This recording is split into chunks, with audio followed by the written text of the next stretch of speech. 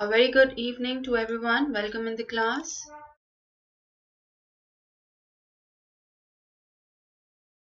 The topic of today's class is TI plasmid. We are going to talk about TI plasmid specifically. So that is the topic. And before beginning with the topic, as we say, let's crack CSIR UGC NET together. A little introduction about myself. I'm your educator Farida Bandookwala and I have a teaching experience of 10 years. I've qualified MP NET Examination and I'm pursuing PhD from School of Biotechnology DAVV. If you're opting for Unacademy, what all things you are going to get? You are going to get daily live classes. Then the syllabus will be very much structured because 13 units are very lengthy. You need to read these units in a very compact and precise manner. So the syllabus is quite structured. Then live tests and quizzes are there. And if you're opting for the plus subscription, you will have unlimited access towards all the videos and quizzes, tests, study material in the category. Unacademy tries to give as many as free classes as it can. These free classes it gives on YouTube and it tries to give these free classes on a special platform. For accessing the class on a special platform, you need to download the Unacademy Learning app. When you will download the Unacademy Learning app, you need to make your account and after that use my referral code FB01 and on using my referral code FB01 you will be able to watch the special classes maybe which are done by me or which I'll be doing and by other educators as well. So for getting the special classes you need to use my referral code, that is FB01. After that, the plus subscription is a paid subscription and it is very pocket friendly. And recently a major discount is going on. For 12 months you need to pay 11,550 rupees. For 24 months you need to pay 16,800 rupees, which is very pocket friendly. And you can use my referral code FP01 for getting an additional 10% discount. So do not forget to use my referral code FP01. For 12 months you need to pay 10,395 and for 24 months you need to pay 15,120 rupees. After that, I would like to tell you that prices are going to increase and if you're going for plus subscription, you will get everything from single subscription, that is all the top educators videos, and under one subscription you will be able to attend the quizzes, mock tests, courses and various batches. So hurry up, just one day is left on 24th. On 25th the prices are going to increase. Current pricing for 12 months is 11,550 rupees and the new prices will be 15,950 rupees. So can you see the difference is major? So just go for it, no need to wait for any more time. Just take the subscription and qualify the examinations. And another thing is that new batches have started for the CSIR June 2021. So enroll now for these before the prices increase. So this was a little introduction about an academy. The topic of today is TI plasmid. We'll be doing this. So TI plasmid, it is a kind of method which is used for indirect gene transfer. Indirect gene transfer. It's a kind of indirect gene transfer method where this TI plasmid is used. So this indirect gene transfer is also called as vector mediated gene transfer. Vector mediated gene transfer. So vector mediated gene transfer, it itself is composed of two types, that is one with the help of bacteria in which we are going to study the TI plasmid, and the another one is virus mediated. So the bacteria mediated covers TI plasmid. Now this bacteria which contains TI plasmid, its name is Agrobacterium. Agrobacterium tumefaciens.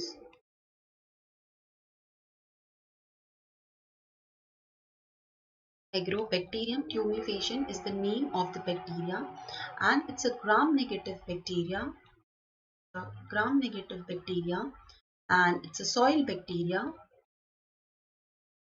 Other than that, it is rod-shaped, and it is a motile bacteria. Motile bacteria. So Agrobacterium tumefaciens contains Ti plasmid, and it's a gram-negative bacteria. It is soil bacteria. It is rod-shaped bacteria, and it is a motile bacteria. It can move from one place to another. Now, talking about Agrobacterium tumefaciens. Agrobacterium tumefaciens.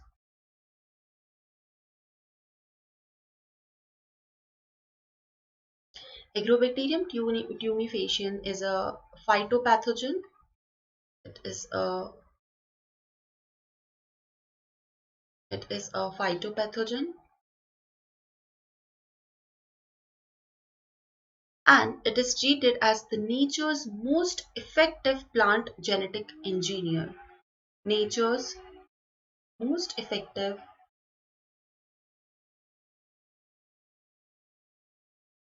plant genetic engineer.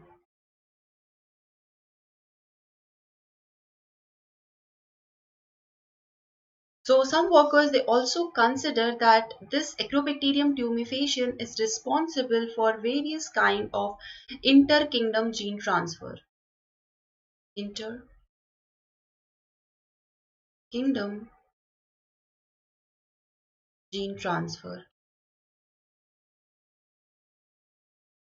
So the credit for development of various plant transformation technique goes to the natural genetic engineer, that is Agrobacterium tumefaciens, and its unique qualities. So this bacteria is like most loved bacteria by the biotechnologists. So there are two species of Agrobacterium. So one we have seen Agrobacterium tumefaciens, and it is responsible for causing crown gall disease. It causes crown gall disease. Other than this, there is Agrobacterium rhizogenus, and this causes hairy root disease. Causes hairy root disease. These are the two things. But in the topic I have written Ti plasmid, so we need to talk about that. So that means we need to talk about crown gall disease,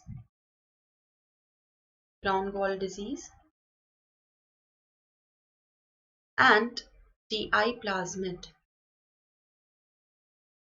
We need to talk about this, right?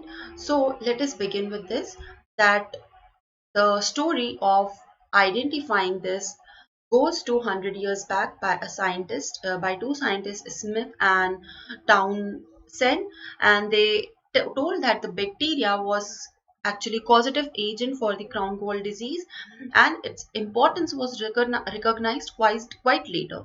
So crown gall disease, its identification goes back to 100 years, and it was actually given by two scientists. Their names were Smith and Townsend. Now, when does this Agrobacterium tumefaciens actually cause the infection? That is the thing. So it doesn't cause infection in a healthy plant. It causes infection in a wounded and damaged plant. Causes infection in wounded and damaged plants.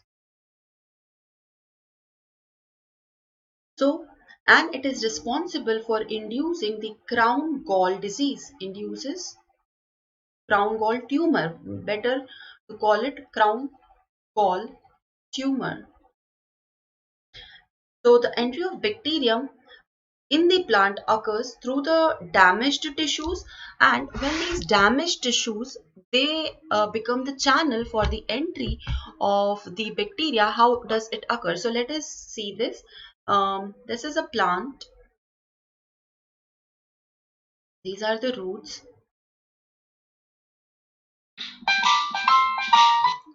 and these are the leaves, means this is the shoot and this is the plant. So imagine there is a cut because of some insect or because of some human activity, so it will cause a wound. Naturally also a wound can occur because of wind, because of various larger animals. The branch can get bent or anything like that. So what will happen that the agrobacterium which will be lying in the environment will now actually infect this place and it will cause a crown gall disease. So this is the way how it does that. Now this is a very simple thing in a layman's language we have seen, but now we need to see what is the whole biochemistry behind it, right? So let us see that. So now what happens, the entry of the bacterium into the plant tissue is facilitated by release of certain phenolic compounds. Certain phenolic compounds. So these certain phenolic compounds which are actually released are acetosyringone and hydroxyacetosyringone by the wounded sites. Phenolic compounds released by wounded plant. By wounded plant. This is the first thing. After that, the crown gall formation occurs when the bacteria actually transfers its Ti plasmid into the plant cell cytoplasm.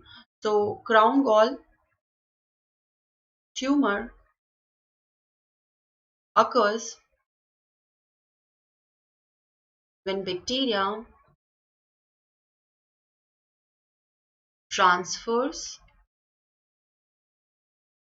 its Ti plasmid in plant cytoplasm. In plant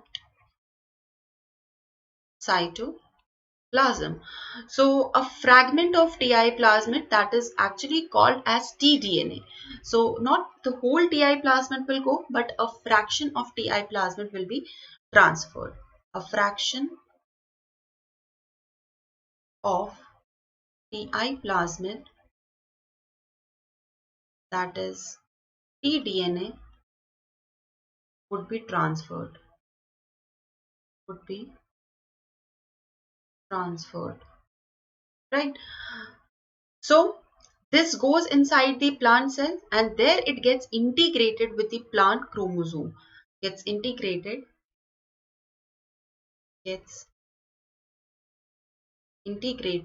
with plant cytoplasm, right? So when this happens, the crown gall disease occurs and it acts as the natural genetic engineer of the plant. So this is the story, right? Now let us move ahead and let us talk about this. My mom is again live in the class and she's saying hi ma'am. Hello mummy. She really likes to attend my lectures. So okay, mom, I'm teaching Ti plasmid in today's class. So this is the benefit of live class. You can actually talk to your students and you can talk to those who are attending your classes live. So the tDNA. We are talking about tDNA. tDNA carries genes that code for proteins involved in the biosynthesis of growth hormones. Now this tDNA, it specifically contains the genes for auxin. It contains the genes for cytokinins and opines. These are the three specific genes which it contains. Now these opines and agropines. Agropines. These are the things which it carries. So opines are the amino acid derivatives, and agropines are the sugar derivatives. These are the two things which tDNA actually carries in itself, right? And it's a part of Ti plasmid. Now the growth hormone, what is the function of growth hormone? The auxin and cytokinin. The function of auxin and cytokinin is to proliferate the cells. Now when it will proliferate the cell, it will cause unwanted growth and it will cause tumor. So auxin and cytokinin will be actually responsible for tumor formation, and the opines and agropines, I'll call it opines, so it will be responsible for providing food to bacteria. food to bacteria. Now this tumor means larger number of bacterial, larger number of plant cells, lots of plant cells and some of the bacteria. So that means there will be surplus nutrition for the bacteria. So the surplus nutrition of bacteria is an ideal condition for bacteria to grow. So that's why this bacteria is doing this. The reason behind bacteria to do all this is to get lots and lots of food. And this food it is getting in the form of opine and agropine. I hope you people are getting. So to get lots of opines and agropines, it needs lots of plant cells, and that lot of plant cells it induces by giving the plant cell a gene for auxin and cytokinin formation, which leads to tumor formation. I hope this point is clear because this is quite interesting and important. Now, Agrobacterium tumefaciens genetically transforms the plant cells and create a biosynthetic machinery to produce the nutrient for its own use. This we have seen, right? So as the bacteria multiply and continue the infection, the crown gall develops, which is a visible mass of accumulated bacteria and plant material. So if you are saying crown gall, so what all things will be there in the crown gall? If a question comes that what all things are there in this crown gall, so the crown gall contains the accumulated bacteria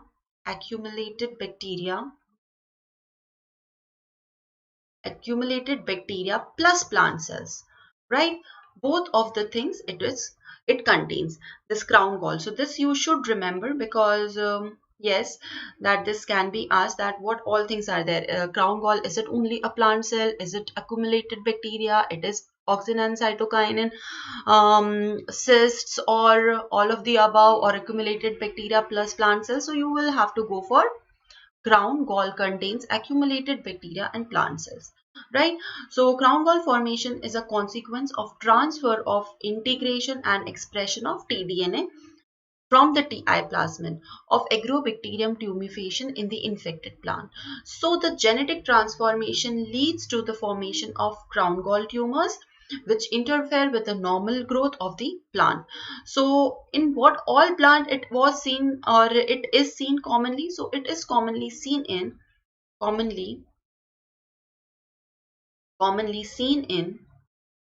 dicots. Commonly seen in dicots. So the dicots, they are affected by the crown gall disease. So the dicots which are commonly affected are grapes, then roses, then stone fruit trees, guava and all, guava, pomegranate, stone fruit trees. So these are the commonly affected plants by the tDNA or Agrobacterium tumefaciens. Now we will see the organization of Ti plasmid, that what all things are there. That is the next thing. So let's change the page. Organization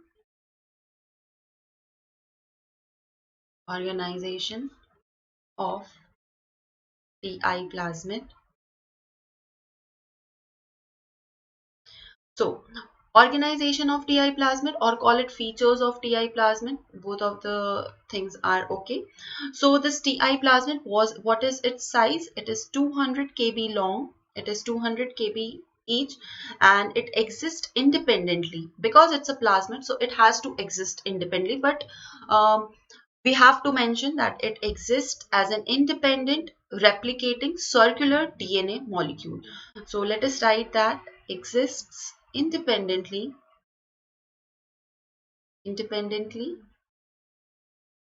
replicating circular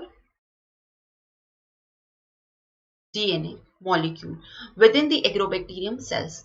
So the tDNA which is transferred in the plant from the Ti plasmid is not always of a specific size. Like we are saying that Ti plasmid is 200 kb long. So what is the size of tDNA, right? This is an obvious question. tDNA size. So is it a strict size of maybe 20 kb or what kb?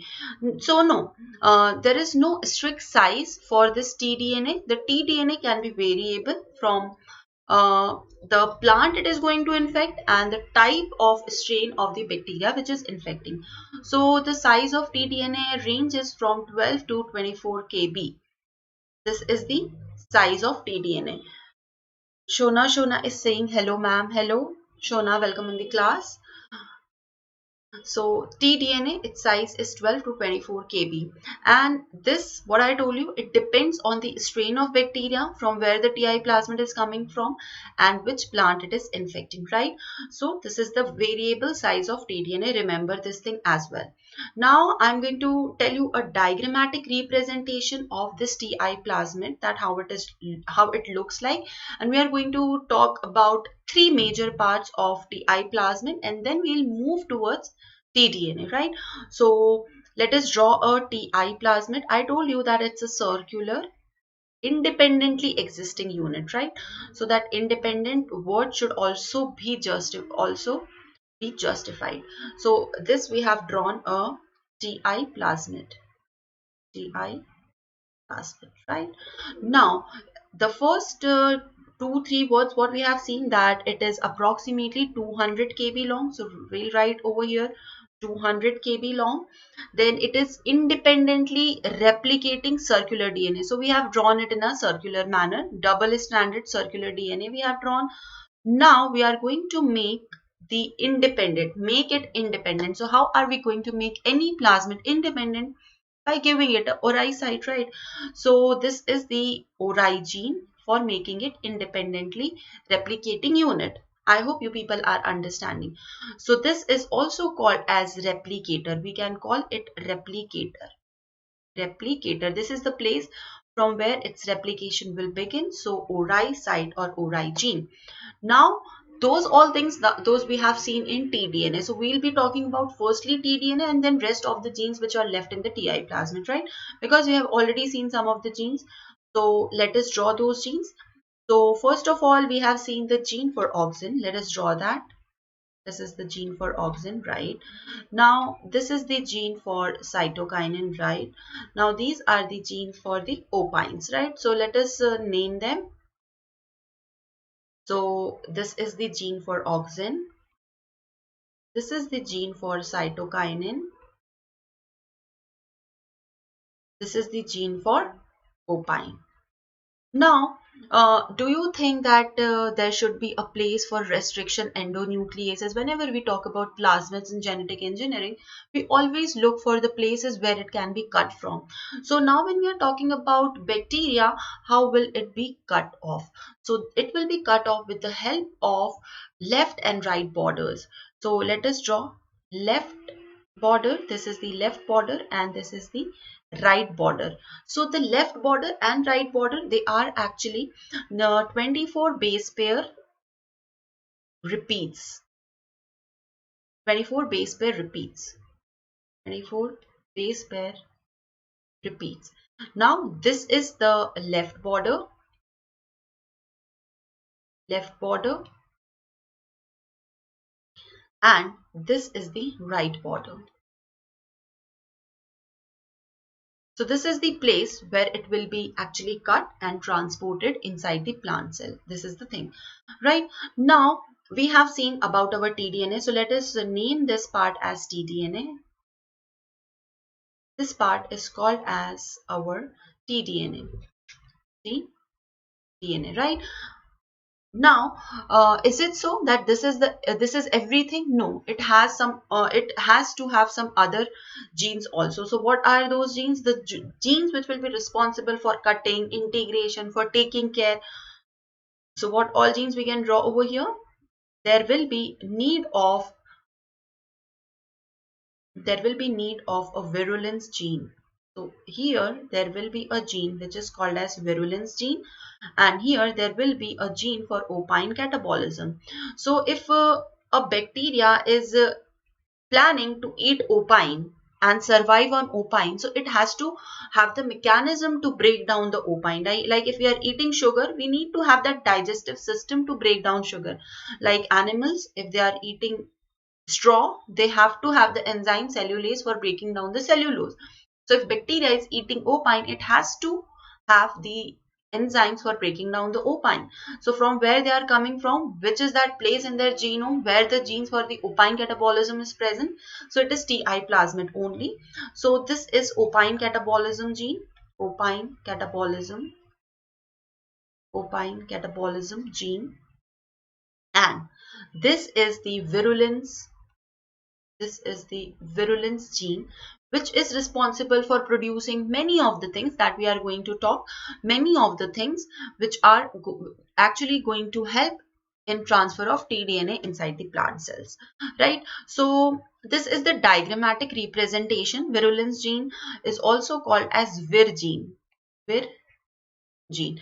Now we'll talk about all these in a systematic manner. So let us number them. First of all, let us talk about tDNA. So what all features are there?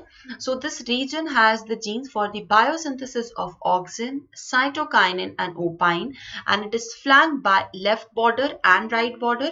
These three genes, that is auxin, cytokinin and opine, are referred to as oncogenes.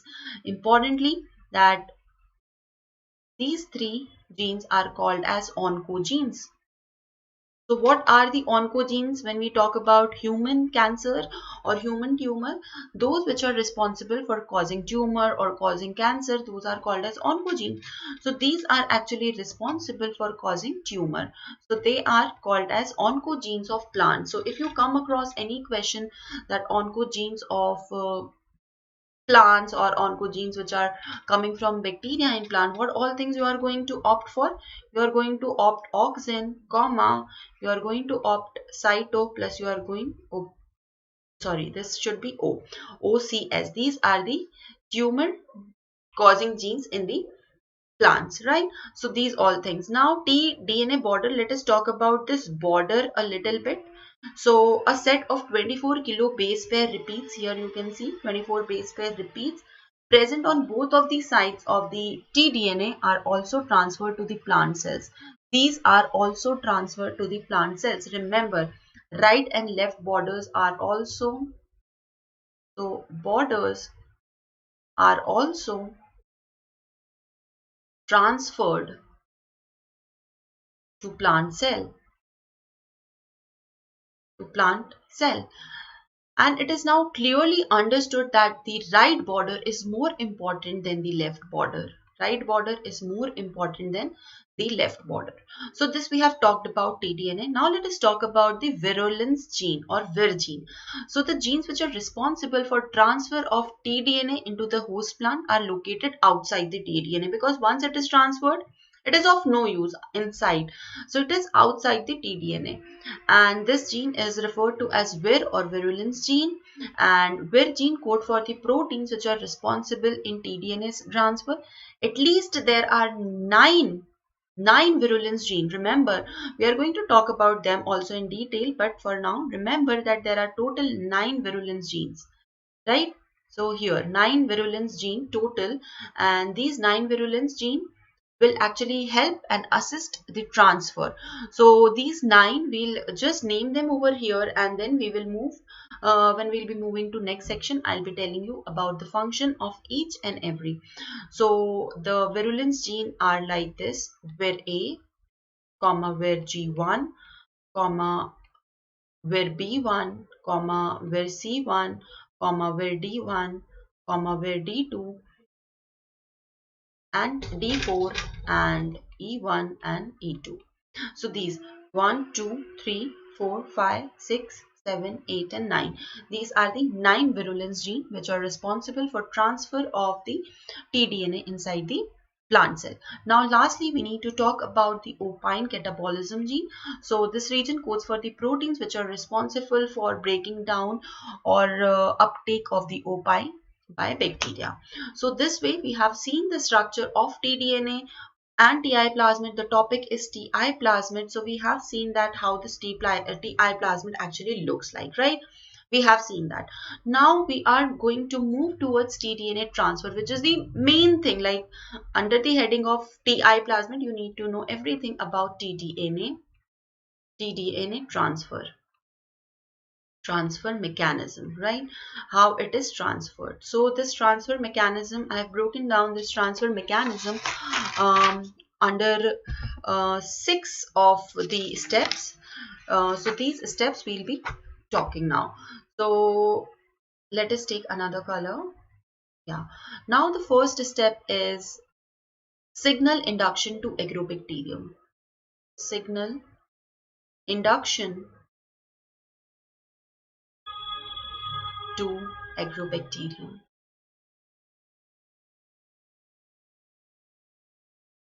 This is the first step. So from where the signal will be received? Through wounded plant. Wounded plant is going to give signal in which form? Previously we have talked about this, that it gives signal in the form of phenolics. So certain chemicals, phenolic compounds, and sometimes sugars which are actually released to heal that wounded site. Whenever we get a cut, some of the things they come and try to heal the wound. So those healing things which occur in plants, they are phenolics and sugar. So these things will be released and these things will be recognized by bacteria.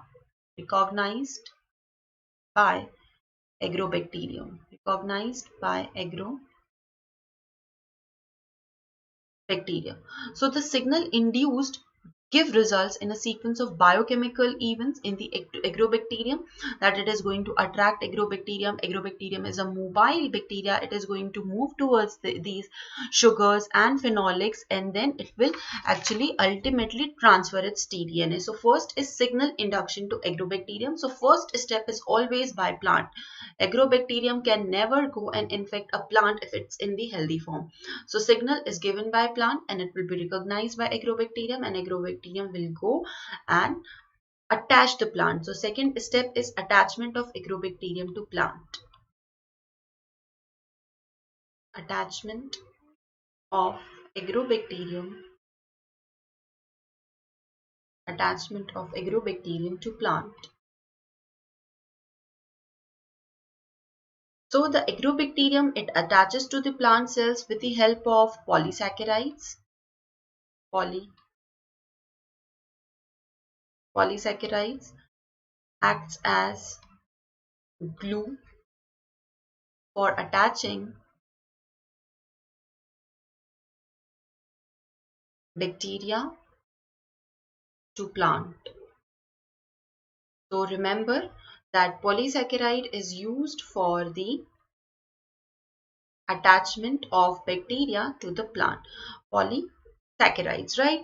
So these polysaccharides, if you are saying polysaccharides, what type of polysaccharides they are specifically? So they are cellulosic.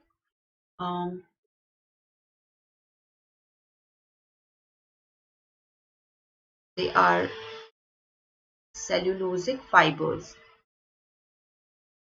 They are cellulosic fibers which are actually produced by bacteria, right? Produced by bacteria. Remember this. Producer of the polysaccharide or glue.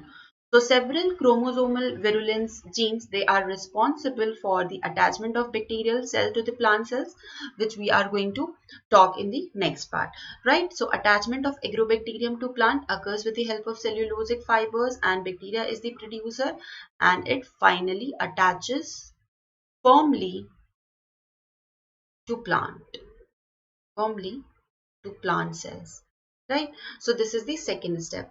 Now let us move towards the third step, that is the production of virulence proteins. Production of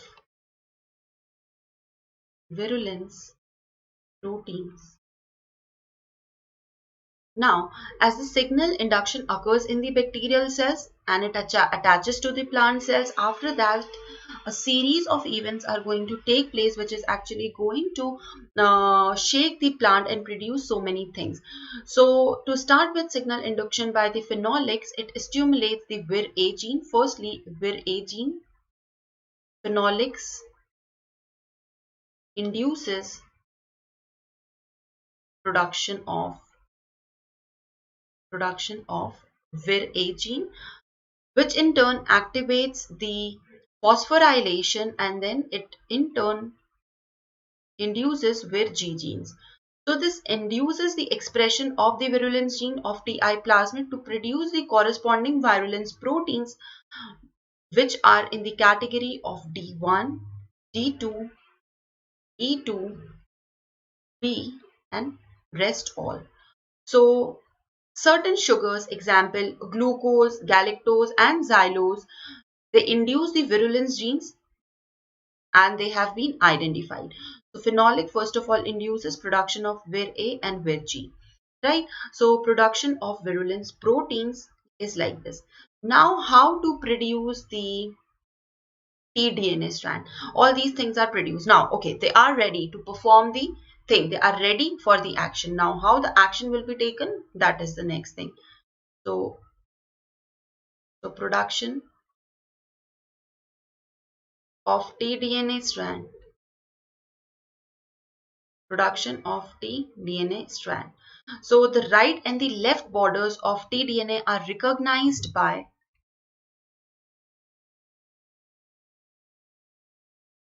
left and right borders are cognized by Vir D1 and Vir D2. So these proteins Vir D1 and Vir D2, they are responsible or they are involved in production of single stranded DNA. So produces single stranded tDNA. Now tDNA, it is basically double stranded, right? But now it will lead to production of single stranded tDNA, and it will protect and export it to plant cells. Export it to plant cells. So while export to the plant cells, the single stranded tDNA gets attached to the product of Vir D2 gene, that is the Vir D2. So this is the sequence. Now single stranded tDNA is ready with Vir D2. We can draw it in this ways. We can draw that single stranded tDNA is ready. This is single stranded tDNA. It is ready with Vir D2. Now it is ready to go into the plant cell. So the next step, that is the fourth step, will be transfer of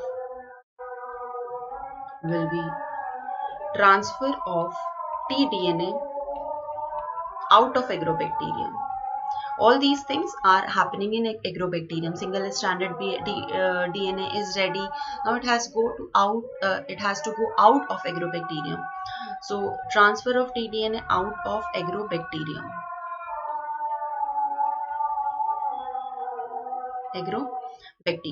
So the single stranded tDNA is now in complex with Vir D2. This we have seen, in complex association with Vir D2, and then with the help of Vir G, it will be exported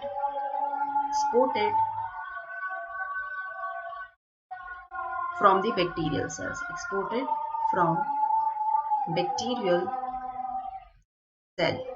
And function of Vir B here.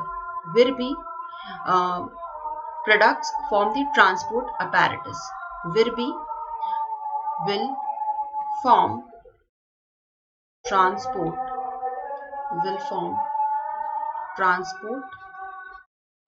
apparatus. So what all things we have seen in this case? We have seen Vir D2, which is for escorting it. Vir G will help in transport, and B will form the transport apparatus. So this is the thing. We are going to draw a picture as well for this, because then it will be much more clear. Let me be done with the theory, then I'll be telling you, making you a outline of all these things. So the sixth and the last step is transfer of tDNA into plant cells, and its integration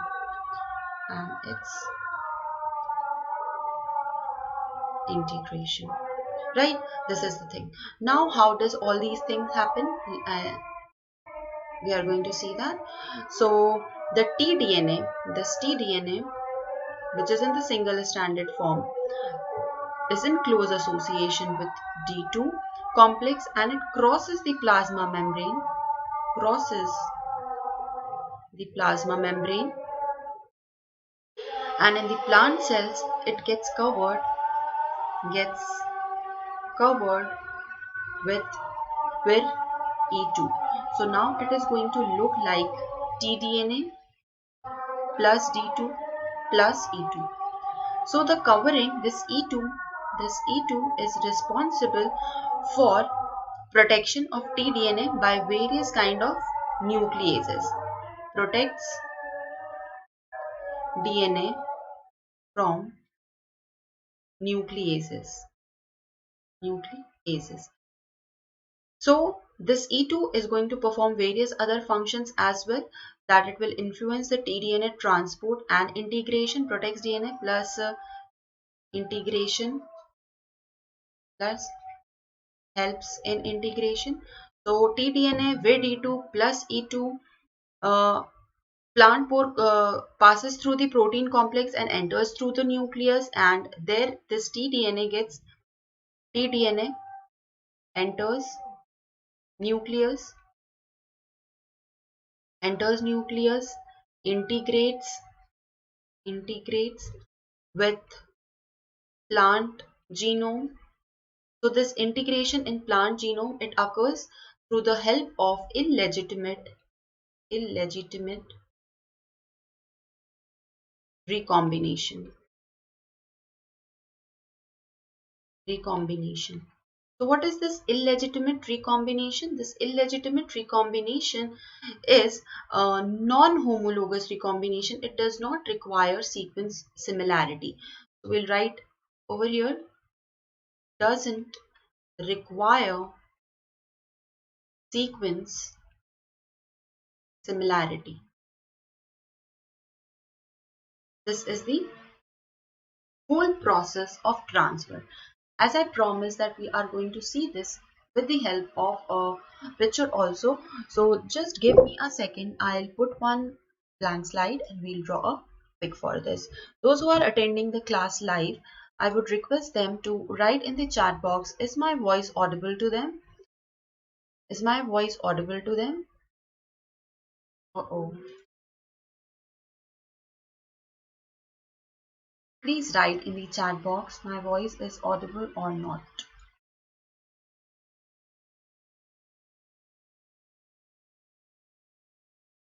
So yes, we have got the page. Now let us draw. Let us draw a agrobacterium first of all. So I'm drawing a big agrobacterium because we need to draw many things in this agrobacterium. So I'm drawing it a little big.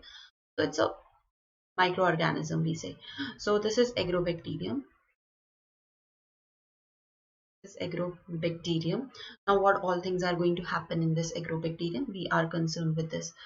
So this is our TI plasmid inside the agrobacterium, and inside the agrobacterium there is this vir region which is going to produce, I told you the first thing which this vir region produces is vir A and vir G. So first of all it is going to produce this. I'll write over here TI plasmid, right?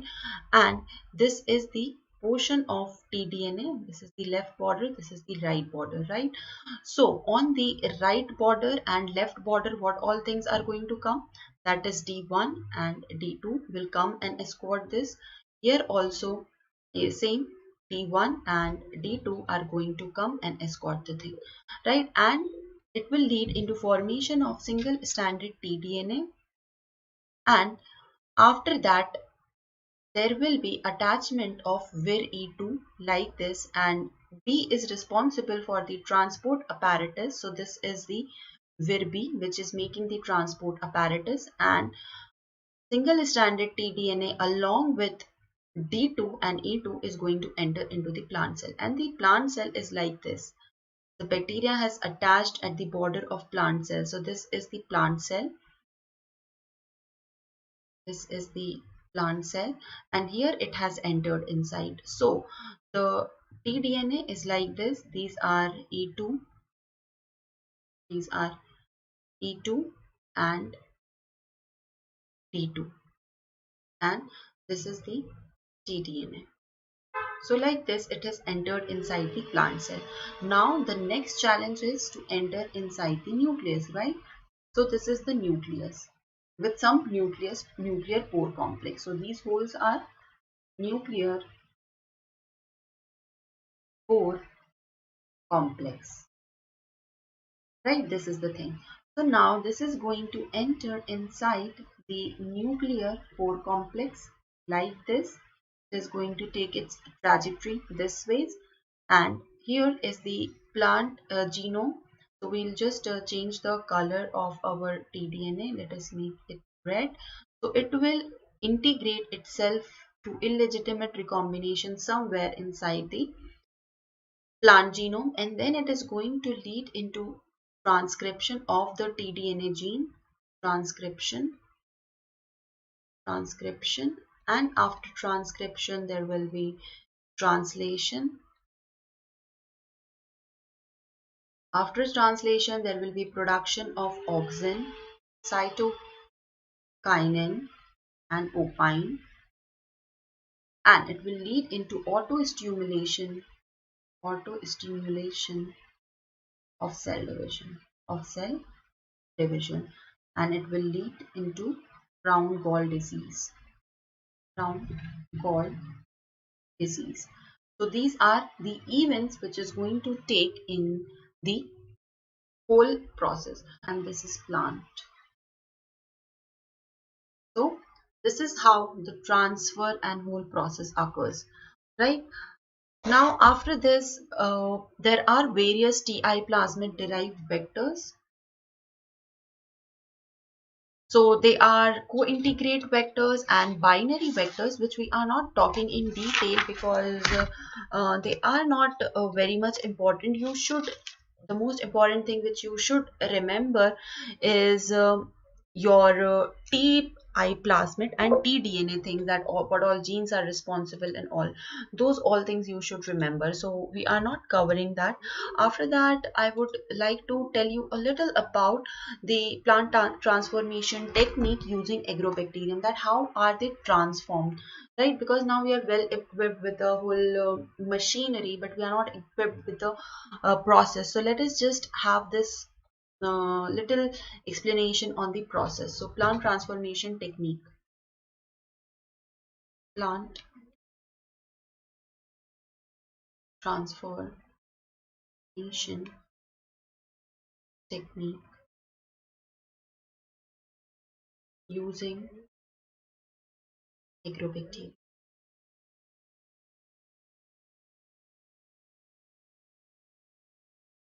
Right, so we are going to do this. So agrobacterium mediated technique is the most widely used for the transformation of plants and generation of transgenic plants.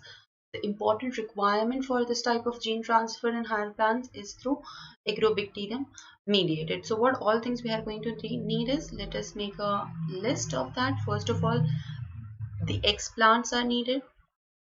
Explants of the plant must produce the phenolic compounds for activation of the virulence gene. Explant with production of phenolic compounds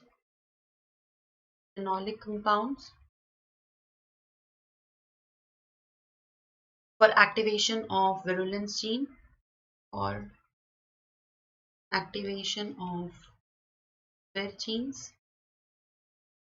After that, we need the transformed cells, tissues should be capable to regerminate into the whole plant. So transformed cells should regenerate into whole plant. So in general, the most of the agrobacterium mediated transformation have the following protocol. So let us see the protocol. What is it? So first of all, development of the agrobacterium carrying the co-integrate vector or binary vector with the desired genes. So why we are calling them vector? Because they'll have a specific antibiotic resistance gene, so that we'll be able to identify that which one is actually transformed and which one is not transformed. So first one is Agrobacterium vector. Agrobacterium vector. Right after Agrobacterium vector, identification of the suitable explant. Suitable explant. After suitable explant, it can be cell, protoplast, tissue, callus, organs, etc. Then co-culture of explant with Agrobacterium.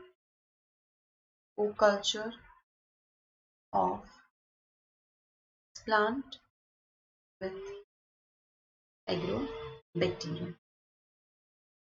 After this, the fourth step is killing of Agrobacterium with a suitable antibiotic without harming the plant tissue, because unnecessarily we don't want Agrobacterium. Those Agrobacterium which have actually given their plasmid into the or their DNA into the plants, so those plants should be intact, but the unwanted amount of Agrobacterium should be eliminated out. So killing of Agrobacterium killing of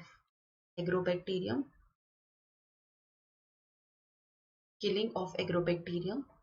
After that, selection of the transformed plant cells. Selection of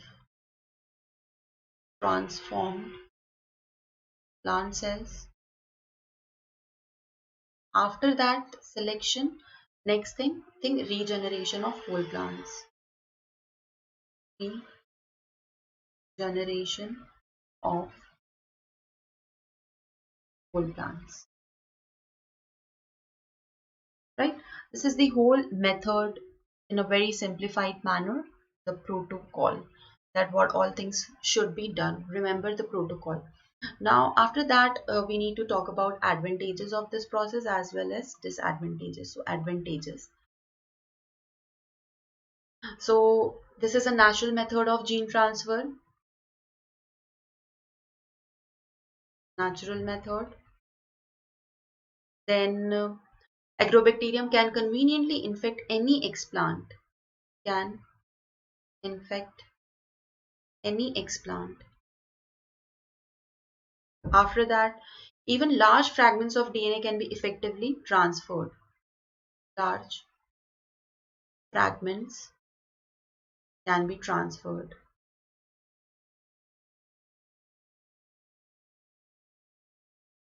After that, stability of transferred DNA is quite large. Stability of tDNA is large. After that, transformed plant cells mostly regenerate. So regeneration rate is high. So these are some of the advantages. Now talking about the limitations of the process. So there is a limitation of host plant for the Agrobacterium, since many of the crop plants like monocots are not infected by it. So in the starting only we have seen that it usually infect the dicots, right? So in recent years, various virulent strains of Agrobacterium are developed which are actually having wide range. So limitation is can infect only dicots and not monocots.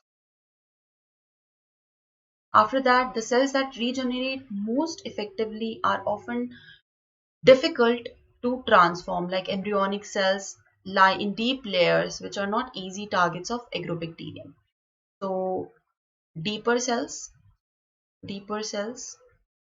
are difficult to transform. So like this, we have completely seen this whole process in a systematic and precise manner. Like we have tried to cover almost all the points. I hope you people have understood it well. And if you have any kind of query regarding this topic, TI plasmid, or any other topic which I have done, you can just write in the comment box. And in future, if you want me to do some specific video for you people from any of the topic of GATE syllabus or CSIR UGC NET syllabus, you can just write down in the comment box and I'll be very much willing to take up your queries. So lastly, we say let's crack CSIR UGC NET. I hope you all have subscribed our channel. That's Let's Crack CSIR UGC NET. Please hit the bell icon for getting all the notifications of all the upcoming videos whichever we'll be doing on this channel. And if you really like my video, I would request you to give it a like because it really motivates the educators like us. And as tomorrow is the last day for the discount, do not forget to take your plus subscription and also use my referral code FB01 because it can benefit you by giving you a 10% discount. So do not forget to use my referral code FB01 and get a 10% discount. And if you want to attend my special class, just download the app and use my referral code FB01 for logging into the special classes, and you will be getting the benefit of all the special classes done by me and other educators. Not only mine but other educators as well. And the benefit of plus subscription is you will be getting all the study material in the form of PDFs, so you can study it offline also. So that is the greatest thing. After that, great thank you to everyone for your patient listening. And as it's a Christmas Eve, Merry Christmas to each and everyone. So enjoy, and along with enjoyment, keep on studying. I hope that you people have enjoyed, and tomorrow we'll be doing a class in the morning and in the evening, both of the times, 10:30 in the morning and 5 o'clock in the evening. Morning we'll be dealing with some of the topic of CSIR, and in the evening we'll be dealing with some of the topic of GATE syllabus. I hope to see you all over there and make the most out of this